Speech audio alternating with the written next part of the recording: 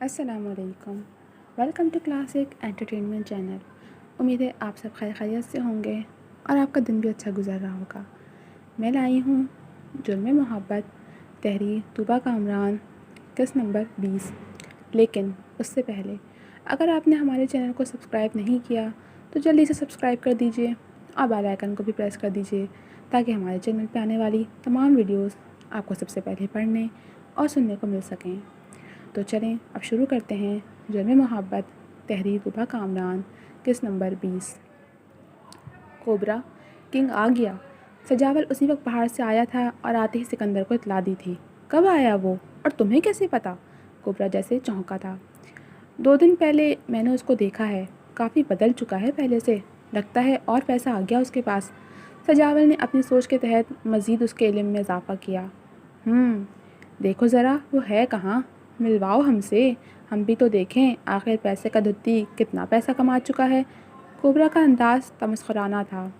جو حکم کوبرا. سجاول نے دایاں ہاتھ سینے پہ رکھ کر گردن کو ہلکا سا خم دیا. ویسے آپ بھی کمال ہیں کوبرا، خود کنگ بنے ہوتے اس کو کنگ بنا دیا. وہ کہاں آپ کہاں؟ سجاول نے ہاتھ نچا کر منہ بنایا. اس کی بات پہ کوبرا کے چہرے پہ طنزیہ مسکراہٹ در آئی. پیسے میں تو وہ بادشاہ بن گیا تھا نا، مجھ سے بھی زیادہ پیسہ تھا اس کے پاس، جبھی تو اس کو کنگ کہا تھا میں نے. اب تو اور پیسہ ہے اس کے پاس تو وہ کہلائے گا ہی کنگ. ہاں مگر بعد میں تو جیت ہمارا مقدر ٹھہری تھی. اس کو تو آپ نے چاروں خانے چت کر کے چلتا کر دیا تھا. سجاول کے دل میں کہیں نہ کہیں ملال جاگا تھا. اوہ میرے شہزادے، وہ کنگ ہے تو کیا ہوا، تو میرا شہزادہ ہے نا، اور اب وہ آ گیا تو بس دیکھتے جاؤ. کوبرا کے چہرے پہ شیطانی مسکراہٹ رقص تھی. کیا کرنے کا ارادہ رکھتے ہو کوبرا؟ سجاول نے ابرو اچکا کر پوچھا. بات کی بات ابھی رہنے دو. سکندر نے آنکھوں ہی آنکھوں میں اشارہ کر کے معنی خیزی سے کہا، جس پر سجاول بھی سر ہلا کر رہ گیا. کہاں بلاؤں اس کو؟ سجاول کو خیال آیا. وہیں اپنے پرانے اڈے پہ، اور کہاں؟ یا پھر اسی اڈے پہ ہی. ویسے تمہیں اس کی رہائش تو پتہ نہیں ہوگی، پھر کیسے ڈھونڈو گے اس کو؟ کوبرا نے داڑھی کھجائی. ہاں کچھ دن لگیں گے، وہ بھی پتہ چل جائے گا کہ وہ کہاں رہتا ہے یا کہاں رہ رہا ہے، اور ہو سکتا ہے وہ خود ہی آپ سے ملنے آ جائے. پھر تو مسئلہ ہی حل ہو جائے گا. سجاول نے دونوں بازو سینے پہ باندھے. یہ بھی ہے. خیر تم بھی دیکھو، پتہ کرو، اس کا پرانا نمبر ملاؤ، ہو سکتا ہے وہ آن کر دیا ہو اس نے. بات ہو گئی تو پتہ چل جائے گا. کوبرا نے اس کی بات کی تائید کرتے ہوئے حکم دیا. جی کرتا ہوں معلوم. سجاول سر ہلاتا وہاں سے نکل گیا. منہاج سکندر کے پرانے اڈے پہ پہنچ چکا تھا، مگر سکندر عرف کوبرا وہاں سے غائب تھا. منہاج نے اپنا پرانا نمبر آن نہیں کیا تھا، ورنہ شاید وہ اس کو اپنے آنے کی اطلاع دے دیتا، مگر وہ اس بات سے بے خبر تھا کہ سجاول پہلے ہی اس کی آمد سے باخبر ہے. اس نے سر جھٹکتے ہوئے وہاں سے واپسی کی راہ لی. ابھی وہ کچھ ہی دور گیا تھا کہ پیچھے سے اس کو ایک مانوس سی آواز نے پکارا. اس کے بڑھتے قدم تھمے تھے. وہ آواز سے پلٹ چکا تھا. اس کے بالکل عقب میں سجاول کھڑا ہوا تھا. ہے کنگ، کیسے ہو؟ سجاول نے مسکرا کر ہاتھ آگے بڑھاتے ہوئے اس کو گلے لگایا. ہاں ٹھیک ہوں، تم کیسے ہو؟ اور یہ کوبرا کہاں ہے؟ اس نے اپنا حال بتاتے ساتھ ہی سکندر کا پوچھا. یہاں پہ کم ہی آتا ہے وہ، اب ٹھکانہ دوسرا ہے اس کا. چلو میں لے چلتا ہوں تمہیں. سجاول اس سے الگ ہوا. ٹھیک ہے چلو. اس نے فوراً اس کی بات مانتے ہوئے اس کے ساتھ قدم بڑھا دیے. چلتے چلتے وہ دونوں ایک گاڑی کے پاس پہنچ گئے. آؤ بیٹھو. سجاول نے اپنی گاڑی کا دروازہ کھولا. کنگ بنا کچھ کہے اسی گاڑی کا فرنٹ ڈور کھول کر بیٹھ گیا. سجاول نے گاڑی سٹارٹ کر کے اس کا رخ کوبرا کے اڈے کی جانب موڑ لی. جب سے کنگ آیا تھا سجاول اس کی طاق میں ہی تھا، اس لیے وہ دن میں کئی چکر پرانے اڈے کے لگاتا رہتا تھا. اس کو یقین تھا اگر کنگ آیا تو یہاں ضرور آئے گا. اس کا یقین کامیاب ہو گیا تھا. کنگ یہاں پہنچ گیا تھا. ویسے تم نے آنے کا سوچا کیسے؟ سجاول نے پوچھا. بس اب یہیں رہنا ہے. منہاج نے گہرا سانس بھرا. سجاول نے اس کی بات پہ دھیرے سے سر ہلا دیا. کچھ ہی دیر میں وہ لوگ شہر سے کافی دور نکل چکے تھے. گویا کہ کوبرا کا پرانا اڈا بھی قدرے ویرانے کی سائڈ پہ تھا، مگر دوسرا جو اس نے بنایا تھا وہ بھی شہر سے بہت دور تھا. گاڑی اب پتریلی سڑک پہ ڈول رہی تھی، جس کو سجاول نہایت آرام اور احتیاط سے چلا رہا تھا. یہ علاقہ تو کافی پتریلا اور سنسان ہے. کنگ نے ادھر ادھر نگاہ دوڑائی. ہاں کوبرا نے ہی یہ جگہ منتخب کی تھی. سجاول نے اس کے علم میں اضافہ کیا. ٹھیک، ایک لفظی کہا گیا. تقریباً 1.5 گھنٹے کے سفر کے بعد وہ دونوں کوبرا کے اڈے کے سامنے تھے. سجاول نے گاڑی روک دی. آ جاؤ. انجن بند کر کے اس نے گاڑی کا دروازہ کھولا. منہاج نے بھی اس کی پیروی کی. پھر سجاول کی معیت میں چلتا ہوا اندر داخل ہوا. کوبرا دیکھو تو صحیح کون آیا ہے. کوبرا جو کرسی پہ رخ موڑے بیٹھا ہوا تھا سجاول کے بولنے پہ کھڑا ہو کر مڑا. हे किंग, कैसे हो? कब आए यहाँ? कोबरा के चेहरे पे उसको देखकर चमक आ गई थी। उसने उसको आगे बढ़ के गले लगाया। बस चंद दिन पहले आया हूँ। पुराने अड्डे गया था मगर आप वहाँ थे नहीं। फिर सजावल मिल गया तो उसके साथ आ गया। उसने गले लगते हुए वजाहत की। चलो बैठो। ला रे, किंग आया है, चाय बना कर ला जल्दी से। कोबरा ने उससे अलग होकर कुर्सी पे बैठने का इशारा किया। फिर अपने एक आदमी को आवाज़ दी। किंग उसके इशारे पे वहाँ रखी कुर्सियों में से एक कुर्सी घसीट के टांग पे टांग चढ़ाए बैठ गया और कुर्सी की पुष्ट से टेक लगा ली। इतने सालों बाद कैसे आने का सोचा? कोबरा ने दिल और दिमाग में उमड़ने वाला सवाल बिला आखिर ज़बान की जीनत बना दिया। उसके बाद में उसने अपनी टांग दूसरी टांग पे से हटाई, कदरे आगे को होकर अपने दोनों हाथों की उंगलियों को बाहम एक दूसरे में मिलाया। फिर बोला, बस कोबरा, सुकून की तलाश में आया हूँ। एक रात भी सुकून से नहीं सो पाया। उसको ढूंढकर माफ़ी मांगूंगा। उसके लहजे में बेचारगी थी। उसने बात मुकम्मल करके नज़र झुकाई। मगर तुम अपने आने के सारे जवाब बंद करके गए थे। अपने बच्चों को बेचकर अपनी बीवी को बिना बताए भाग गए थे और मैंने तो तुम्हें मरा हुआ साबित कर दिया था। अब किस मुंह से उसका सामना करोगे? कोबरा ने उसको याद दिलाते हुए कुरेदना चाहा। हाँ जानता हूँ, मगर उम्मीद पर दुनिया कायम है। मुझे पल भर का सुकून नहीं मिला इतने सालों में। हर एक लम्हा बेसुकून रहा हूँ। काफ़ी दफ़ा सोचा वापस चला जाऊँ मगर हिम्मत नहीं पड़ती थी। मगर इस बार ठान लिया था कि वापस जाना है और उसको ढूंढकर माफ़ी मांगनी है। उसने गर्दन हिलाकर खला में नज़रें मरकूज़ की। तुम्हें लगता है तुम मुझसे माफ़ी मांगोगे और वो माफ़ कर देगी, पुराना हिसाब चुकता नहीं करेगी? कोबरा ने जानना चाहा। शायद उसको ये डर भी लाहक हो गया था कि अगर उसका सामना हो गया तो वो उसको हकीकत ना बता दे। लेकिन ये इत्मीनान भी था कि जब उसके इतना ढूंढने पे वो खुद उसको नहीं मिली तो मिन्हाज को कैसे मिल जाएगी। और अब पता नहीं वो ज़िंदा भी होगी या नहीं। पता नहीं, मगर जो सोचा है वो तो करना ही है। वो दोबारा पहली वाली हालत में बैठ चुका था। लारा चाय के 2 कप बना लाया। उसने कुर्सी के सामने रखी मेज़ पे ट्रे रख दी और वापस चला गया। सजावल वहाँ से पहले ही अंदर जा चुका था। किंग ने एक कप चाय का अपने हाथ में उठा लिया और घूंट भर के पीने लगा। उसने काफ़ी महंगा 2 पीस पहना हुआ था। पैरों में भी ब्रांडेड जूते थे। हाथ की कलाई में भी काफ़ी महंगी घड़ी पहनी हुई थी, जबकि गले में एक सोने की चेन भी मौजूद थी। काफ़ी बदल गए हो पहले से। कोबरा ने उसका ऊपर से नीचे तक जायज़ा लिया। उसकी बात पे वो धीरे से हंसा। फिर कप मेज़ पे रखी ट्रे में रख दिया। हाँ, बहुत पैसा आ गया मेरे पास। इतना पैसा जितना शायद मैंने कभी सोचा भी नहीं था। वो खला में देखता हुआ बोला, चलो तुम्हारी बरसों पुरानी ख्वाहिश तो पूरी हो गई ना, बहुत ज़्यादा पैसे की। कोबरा ने चाय का घूंट भरते उसको देखा। हाँ, मगर बहुत कुछ। उसने बात अधूरी छोड़ दी। कोबरा ने महसूस किया उसकी आंख में नमी थी, जिसको उसने गैर महसूस तरीके से अपनी उंगली से साफ़ किया था। शायद वो उसकी अधूरी बात का मफ़हूम समझ चुका था। अब कहाँ रह रहे हो? सिकंदर ने उसकी रहाइश का पूछा। अभी तो होटल में ही रह रहा हूँ, जल्द ही कोई फ़्लैट ले लूँगा। उसने चाय का कप दोबारा उठाकर लबों को लगाया। यहीं आ जाओ मेरे पास, सिकंदर ने ऑफ़र की। नहीं, अब ये काम नहीं करना। अब कुछ अच्छा काम करूँगा ताकि उसको मुझसे कोई शिकायत ना हो। ना जाने वो क्या सोचे बैठा था, ऐसे जैसे वो मिल जाएगी, ये उससे माफ़ी मांग लेगा, वो ज़रा रूठेगी, नाराज़ होगी, ये उसको मना लेगा और फिर उसको माफ़ करके उसके साथ रहने लगेगी। सब ठीक हो जाएगा। चलो ठीक है, जैसा तुम बेहतर समझो। सिकंदर ने उसकी मर्ज़ी को फ़ौक़ियत दी। कुछ देर बैठकर मिन्हाज वहाँ से उठकर निकल गया। तहमीना का एक घर का काम छूट चुका था। उसकी बाजी घर शिफ्ट कर रही थी, इसलिए उन्होंने उसको हटा दिया था। फरा के घर भी वो अब काम नहीं करती थी क्योंकि वो भी ये इलाका छोड़ चुकी थी। हाँ, इतना ज़रूर हुआ था कि पाई पाई जोड़कर इतने सालों में तहमीना ने यह घर फरा से बात करके सस्ते दामों ख़रीद कर अपने नाम करवा लिया था। अब उसके पास काम के लिए बस 2 घर थे। वो मज़ीद काम की तलाश में रहती थी और फिर एक रोज़ उसको एक घर और मिल गया। उसने शुक्र अदा किया कि चलो एक ही सही, घर तो मिला काम के लिए। उनके घर बर्तन धोने और झाड़ू लगाने का काम था। फैमिली बहुत बड़ी नहीं थी। वो 2 मियाँ बीवी और उनका एक बेटा बहू थे और 2 प्यारी प्यारी सी पोतियाँ थीं। उनके घर वॉशिंग एरिया बिल्कुल अलग से कोने में था। वो आराम से वहाँ बैठकर बर्तन धोती, फिर उठ के कमरों की झाड़ू लगा के फ़ारिग होकर अपने घर के लिए निकल जाती थी। उसको उनके घर काम करते हुए 3 दिन हुए थे। उस रोज़ जब बर्तन धोने बैठी तो बर्तन खिलाफ मामूल थोड़े ज़्यादा लगे थे। उस रोज़ उनके घर मेहमान आए हुए थे। उस वक्त सब नाश्ता कर रहे थे, मगर वॉशिंग एरिया अलग होने की वजह से वो देख नहीं पाई। उन मेहमानों में से ही एक छोटी बच्ची उसको 2 झूठी प्लेटें देने आई थी। आंटी, ये ले लें। उसकी आवाज़ पे उसने गर्दन मोड़कर उससे प्लेटें ले लीं, मगर बच्ची को देखकर उसको ऐसा लगा जैसे उसने कहीं देखा हो, मगर कहाँ, ये याद नहीं आ रहा था। अपने जहन के घोड़े दौड़ाते वो कंधे झटक कर दोबारा बर्तन धोने में लग गई। आज बर्तन थोड़े ज़्यादा हैं, اصل میں کل رات اچانک ہی میری بھتیجی اپنے میاں اور بچوں کے ساتھ یہاں آ گئی. اب وہ 1-2 دن رکے گی. اس کی مالکن نے آ کر اس سے معذرتی لہجے میں کہتے ہوئے بتایا. کوئی بات نہیں. اس نے آخری چند برتن دھو کر ٹوکرے میں رکھے. تم پہلے اس کونے والے کمرے کی صفائی کر لو تاکہ مہمان وہیں بیٹھ جائیں گے. بار بار اٹھانا اچھا تو نہیں لگتا نا. اس نے ہدایت دی. جی ٹھیک ہے. تہمینہ نے کھڑے ہو کر سر خم کرتے ہوئے ہاتھ میں جھاڑو اٹھا لی اور اس کمرے کی طرف بڑھ گئی جہاں مہمانوں کا سامان رکھا ہوا تھا. سارا سامان اس جگہ سے ہٹا کر دوسری جگہ رکھ کے اس نے صفائی شروع کر دی. اس کی مالکن کھڑی ہو کر صفائی کروا رہی تھی کہ اس کی بھتیجی اس کمرے میں چلی آئی. تہمینہ کی اس طرف پیٹھ تھی جبھی وہ آنے والی کو نہیں دکھ سکی. پھپھو آپ کو پھپھا بلا رہے ہیں, اس نے بتایا. اچھا تم یہاں کھڑی ہو جاؤ, میں آتی ہوں بات سن کر. وہ وہاں سے چلی گئیں.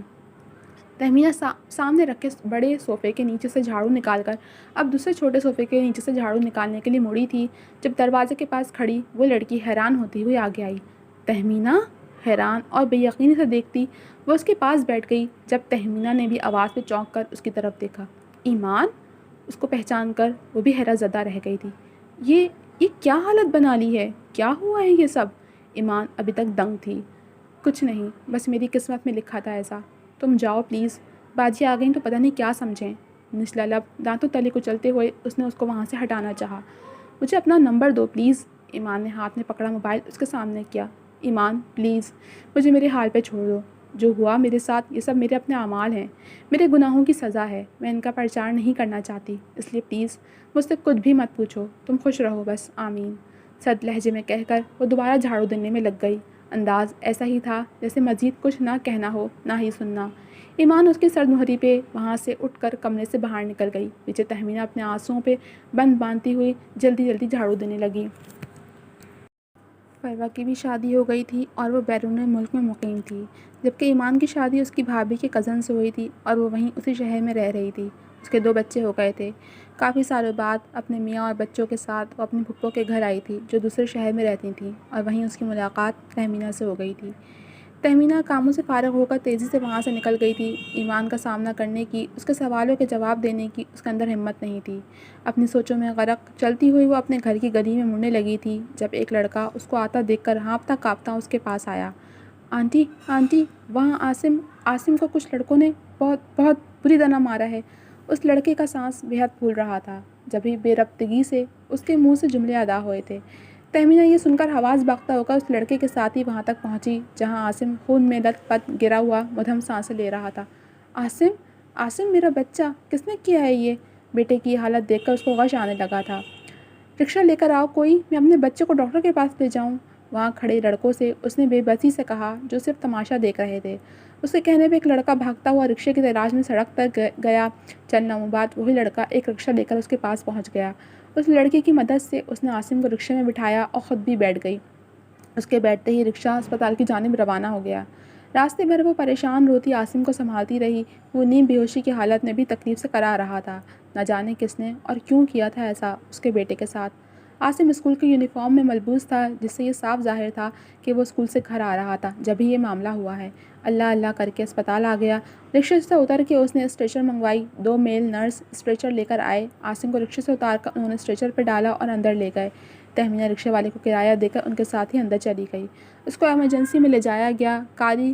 کئی کاری ضربیں پڑنے کی وجہ سے اس کو کافی چوٹیں لگی تھیں. بس شکر تھا کہ ہڈی بچ گئی تھی, مگر ڈاکٹر نے مکمل چیک اپ کرنے کے بعد تہمینہ کو بلا کر اس معاملے کی نوعیت جاننی چاہی. ڈاکٹر صاحب, میرے بچے کی کسی سے کوئی دشمنی نہیں ہے. یہ تو اپنے کام سے کام رکھنے والا بچہ ہے. میں گھروں میں کام کرتی ہوں, بس وہیں سے آ رہی تھی تو جب مجھے ایک لڑکے نے بتایا کیا ہوا ہے, سب ٹھیک ہے نا. اس نے تفصیلی جواب دے کر ڈرتے ڈرتے اس بارے میں پوچھا. جی ویسے شکر ہے کوئی ہڈی فریکچر نہیں ہوئی, مگر ایک افسوسناک خبر ہے. ڈاکٹر نے خوشی کی خبر دیتے ہوئے اس کو ہلایا. کیا کیسی خبر؟ اس نے سہمے ہوئے انداز میں پوچھا. دیکھیں آپ کے بچے کے گردوں کی طرف بہت زیادہ ضربیں لگی ہیں, اور بھی امکان ہے کہ ان کے گردے متاثر ہوئے ہوں. ان کا ٹیسٹ لیا ہے, اس سے پتہ چل جائے گا کہ کیا صورتحال ہے. یہ سن کر تو اس کا دل لرز اٹھا تھا. کیا ابھی ایک اور آزمائش اس پہ آنی باقی تھی؟ ڈاکٹر صاحب پلیز کچھ کر کے میرے بچے کو ٹھیک کر دیں. اس نے روتے ہوئے التجا کی. دیکھیں ہم کوشش کر سکتے ہیں, باقی کرنے والی ذات تو اللہ کی ہے. آپ دعا کریں اور یہ دوائیں میں نے لکھ دی ہیں یہ پابندی سے ان کو دیں. ڈاکٹر نے پرسکرپشن لکھ کر نوٹ پیڈ سے سلپ پھاڑ کر اس کے حوالے کی. رپورٹ کب تک آ جائے گی اور میں کب تک لے جا سکتی ہوں اپنے بیٹے کو؟ स्लिप लेकर कमरे से बाहर निकलते निकलते वो पलट कर दोबारा डॉक्टर के पास आई। कल तक आएगी रिपोर्ट, अभी तो पेशेंट का ट्रीटमेंट चल रहा है, शाम तक डिस्चार्ज हो जाएगा, फिर आप घर ले जा सकती हैं, डॉक्टर ने कहा। उसकी बात पे वो गर्दन हिलाकर कमरे से बाहर निकल गई। फौरी ट्रीटमेंट मिलने पे आसिम की हालत बेहतर हो गई तो शाम तक डॉक्टर ने उसको डिस्चार्ज कर दिया था। डॉक्टर साहब, अभी मेरे पास पैसे नहीं हैं, वो शर्मिंदगी से बोली। उसकी चादर में जो बंधे हुए थे उसमें से तो उसने रिक्शे वाले को किराया दे दिया था।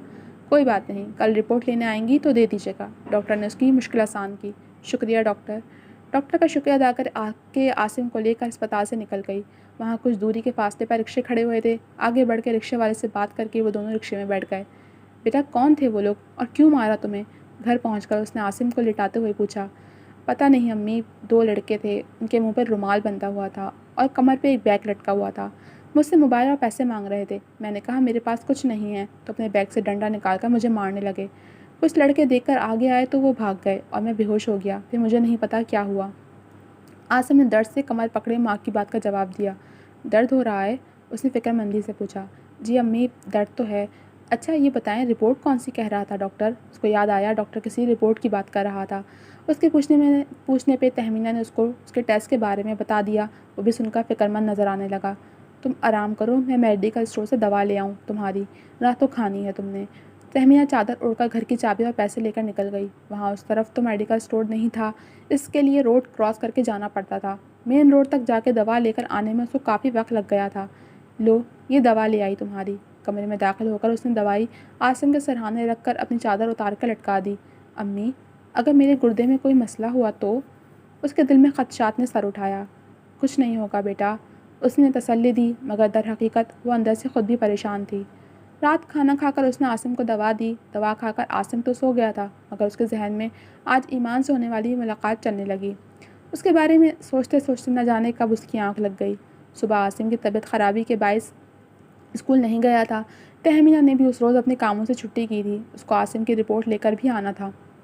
घर के कामों से फारिग होकर वो अस्पताल जाने के लिए निकल गई। रिसेप्शन पे पहुंचकर उसने गुज़श्ता दिन के पैसे दिए, फिर रिपोर्ट लेकर डॉक्टर के पास चली आई। जी दिखाइए रिपोर्ट। डॉक्टर ने हाथ बढ़ाकर उसे रिपोर्ट लेकर लिफाफे से निकाल के अपने सामने की। उसके चेहरे पर तफक्कुर की लकीरें नुमाया हो रही थीं। क्या हुआ डॉक्टर, क्या है रिपोर्ट में? उसने लैब निकलते हुए पूछा। जो खदशा मुझे था वही सच साबित हुआ। आपके बेटे के गुर्दे नकारा हो गए हैं, इसलिए अब आपको इनकी डायलिसिस करवानी पड़ेगी और जल्द अज जल्द डोनर का इंतज़ाम करना पड़ेगा ताकि इनके गुर्दा लगाया जा सके। डॉक्टर ने रिपोर्ट वापस लिफाफे में डालकर अपने दोनों हाथों की उंगलियां बाहर मिलाकर मेज़ पर रखीं। इस खबर को सुनकर तहमीना ने बेयकीनी से अपने मुंह पे हाथ रख लिया। ये क्या कह रहे हैं आप डॉक्टर? वो रुहान सी हुई। यही सच है जो मैंने आपको बताया है, डॉक्टर संजीदा लहजे में बोला। कितना खर्चा आएगा इस सब में? उसने आंसुओं से लबरेज आंखों से पूछा। डायलिसिस तो फ्री में होती है, लेकिन वो मुस्तकिल हल नहीं है। इसके लिए गुर्दा लगवाना बहुत ज़रूरी है और गुर्दा लगवाने के लिए 4.5 लाख का खर्चा आता है। मैं आपको अस्पताल बता देता हूँ, आप वहाँ से डायलिसिस करवा लें। उधर डोनेशन के पैसों से भी गुर्दा लग जाता है, मगर डोनेशन हर वक्त अवेलेबल नहीं होता, इसलिए या तो आप खुद डोनर अरेंज करें या फिर डॉक्टर करेगा। डॉक्टर ने उसको तफसील से आगाह करते हुए एक पर्चे पे अस्पताल का नाम लिख दिया। साथ ही मज़ीद कुछ और तफसीलात भी उसके गोश्त गुजार की, जिसको वो ध्यान से सुनती रही। फिर नम आंखों से पर्चा लेकर कमरे से बाहर आ गई। उसकी हिम्मत टूट रही थी, मगर उसको मजबूत रहना था अपने बेटे के लिए। सुस्त रवि से चलते हुए अस्पताल से बाहर निकलकर उसने रिक्शा रोका और उसमें सवार हो गई। पूरा रास्ता उसकी आंखों से आंसू जारी रहे थे। घर पहुंचने तक उसने बमुश्किल खुद को संभाला। क्या हुआ अम्मी, क्या आया रिपोर्ट में? आसिम ने उसको देखते ही पूछा। माँ की आंखें, उसका सुता हुआ चेहरा इस बात की गवाही दे रहा था कि जो डॉक्टर ने खदशा ज़ाहिर किया था वही सच है। उसके पूछने पे तहमीना ने उसको उसकी बीमारी के हवाले से आगाह कर दिया। अम्मी, अल्लाह से दुआ करें बस, वो बेहतर करने वाला है। इंसान की ज़िंदगी में जो बीमारी लिखी है वो तो उसको होनी ही है, और जितनी तकलीफ़ें उसके मुक़द्दर में लिखी हैं वो उसने उठानी ही हैं, इसलिए अल्लाह की रज़ा में राज़ी रहना चाहिए। मुतमईन अंदाज में वो अपनी माँ को समझा रहा था। तहमीना उसको देख कर रह गई। उसका बेटा बिलाशुबा बहुत समझदार था। कभी कभी उसको हैरत होती थी उसकी बातों पे, कैसे वो इतनी समझदारी वाली बातें कर लिया करता था। ठीक कह रहे हो, अल्लाह मेरे बेटे को जल्दी सेहत याब करे। मगर बेटा, गुर्दे के लिए इतने पैसे कहाँ से आएंगे? 4.5 लाख। बेटी की बात से इत्तेफाक करते हुए उसने अपने खदशात का इजहार किया। अम्मी, जिसने बीमारी दी है वही शिफा देने पे भी कादिर है। आप परेशान मत हों, सब अल्लाह करने वाला है, वही असबाब बना देगा। उसने एक बार फिर ठंडे अंदाज में माँ को समझाया। 2 दिन बाद डायलिसिस का दिन था। इस दौरान उसने जहाँ जहाँ वो काम करती थी उन सबको भी बता दिया था और मदद की अपील की थी, मगर इतनी बड़ी रकम का इंतज़ाम करने पे कोई भी तैयार नहीं था। उसने डॉक्टर किरण से रब्ता करना चाहा, मगर उनसे रब्ता नहीं हो सका। फ़रह की ज़ुबानी पता चला कि वो मुल्क से बाहर हैं। फ़रह ने उसकी मदद करने का वादा कर लिया था, मगर वो भी ज़्यादा नहीं कर सकती थी। ज़्यादा से ज़्यादा 1 लाख का इंतज़ाम हो जाता। वो अल्लाह के भरोसे पे आसिम को लेकर 2 दिन बाद डायलिसिस करवाने चली गई। पहला रोज़ गुजर गया। अब उसकी दोबारा डायलिसिस 3 दिन बाद होनी थी। इस दौरान कुछ एहतियाती तदाबीर भी उसको डॉक्टर ने बताई थी। दवाएं भी साथ साथ चल रही थी और एहतियात भी। कुछ टेस्ट और बायोप्सी भी हुई थी। 2 दिन मज़ीद गुजरे तो तीसरे दिन वो फिर आसिम को लेकर अस्पताल जाने के लिए निकल गई। मामूल की तरह 2 घंटे बाद फ़ारिग होकर उसने टैक्सी रोकी। उसको रास्ता समझाकर उसमें बैठ गई। मिनाज काफ़ी दिनों से तहमीना की तलाश में मारा मारा फिर रहा था, मगर उसको भी नाकामी ही हो रही थी। सिकंदर के कहने पर सजावल उस पर नज़र रखे हुए था कि वो कहाँ जाता है और क्या कर रहा है। उसने पाकिस्तान आकर एक फ्लैट ख़रीद लिया था जिसमें वो रह रहा था। इस बार उसने गाड़ियों का शोरूम खोल लिया था जो कुछ ही टाइम में चलने लगा था। वहीं से ही उसने अपने लिए भी एक गाड़ी निकलवा ली थी। अपनी पुरझल होती तबीयत के पेश नज़र वो अस्पताल आया था। डॉक्टर ने चेकअप करने के बाद उसको कुछ टेस्ट लिख दिए जो उसने वहीं से करवा लिए थे।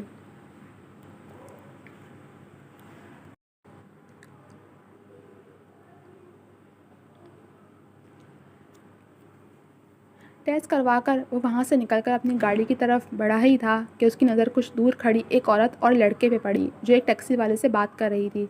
उसको लगा वो कोई ख्वाब देख रहा है। इतने साल गुजर जाने के बाद भी वो तहमीना को पहचानने से इनकारी नहीं था।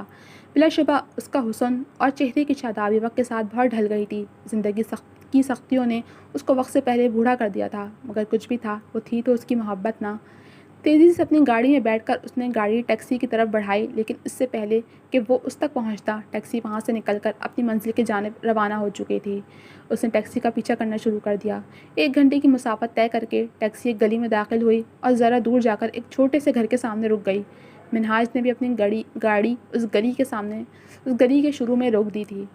तहमीना टैक्सी से उतरकर अब घर का दरवाज़ा खोलकर आसिम को टैक्सी से उतार रही थी। किराया वो पहले ही उसको दे चुकी थी। फिर वो आसिम को घर के अंदर ले गई। टैक्सी वापस मुड़ चुकी थी। मिनहाज ने दूर से देखकर अपने बालों में हाथ फेरा। यकीनन ये उसका सबसे छोटा बेटा होगा।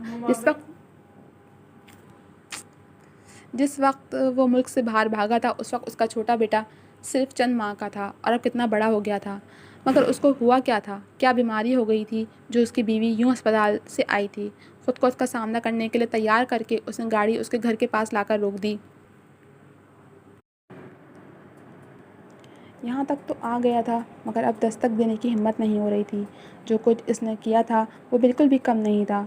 अपनी आंखों को मीच कर हिम्मत मुजतमा करके उसने दरवाजे पे लगी बेल बजा दी। चंद लम्हों बाद अंदर से आवाज़ आई, कौन है? मगर उसने कोई जवाब नहीं दिया। यूं ही खामोश खड़ा रहा। अंदर से आवाज़ दोबारा नहीं आई। उसने एक बार फिर बेल बजा दी। अरे कौन है भाई, बोलते क्यों नहीं हो? तहमीना ने चिढ़कर बंद दरवाजे के पार से पूछा, मगर हनूज जवाब नदार था। वो पलट कर जाने ही लगी थी कि एक बार फिर बजने वाली घंटी ने उसके कदम रोक दिए। क्या है, कौन है? इतनी देर? दरवाज़ा खोलकर वो मुकाबिल को सुनाने ही लगी थी कि सामने खड़े शख्स को देखकर साकित हो गई। मिनहाज ने अपनी नज़रें झुका ली थी। शायद उसके अंदर हिम्मत नहीं थी उसको देखने की। वो पथराई आंखों से उसको तके जा रही थी। जी, तो कैसी लगी आपको ये वाली किस्त? उम्मीद है पसंद आई होगी। कमेंट सेक्शन में अपना इज़हार ख़याल ज़रूर कीजिएगा। और क्या होगा अब? मिनाज तो ज़िंदा है और वापस भी आ चुका है। क्या तहमीना उसको माफ़ करेगी या फिर क्या होगा आगे? जानने के लिए जुड़े रहिए मेरे साथ। जल्दी मिलूँगी अगले किस्त के साथ इंशाल्लाह। तब तक के लिए अल्लाह हाफ़िज़।